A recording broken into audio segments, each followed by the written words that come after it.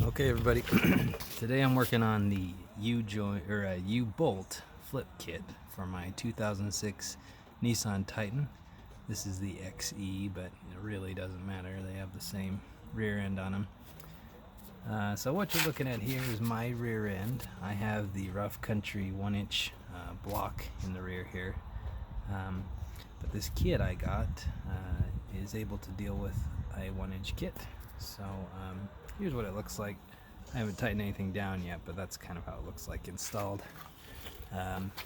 Take you to the other side here.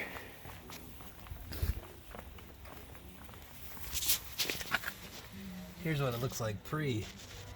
So you can see those bolts hanging down there by your tire. It's just a little extra clearance if you like to do off-roading. So you can see the current U-bolts face downward and bolt down to the bottom. Those are, again, not the stock U-bolts. Those are from the rough country kit that I bought. But they're coming off today. So what you're going to do is take your tire off and jack up your truck. Make sure you're using jack stands and be safe. I supported the axle there as well as the truck itself. And you'll just take off these bottom bolts on your U-bolt. And then there's a plate there you can see on the bottom. I'll go to the other side and show you.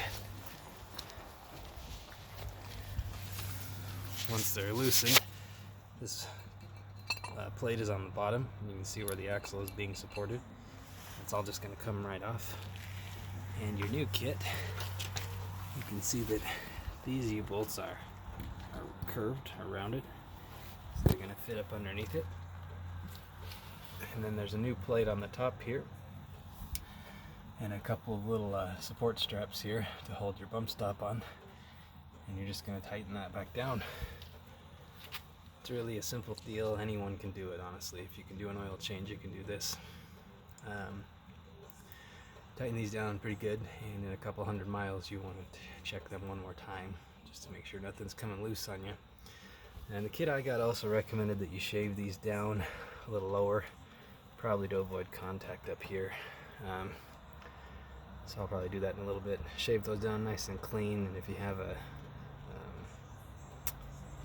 kit to fix your threads up, maybe use that. But otherwise it's really simple. And now when you're off-roading, maybe that one rock that was going to hit your U-bolt doesn't happen anymore. So thanks for watching. If you have questions, let me know. I'm not really big into the whole YouTube thing, but I like to post things that help people out that own these kind of trucks. So maybe like or subscribe if you're into it. Thanks again.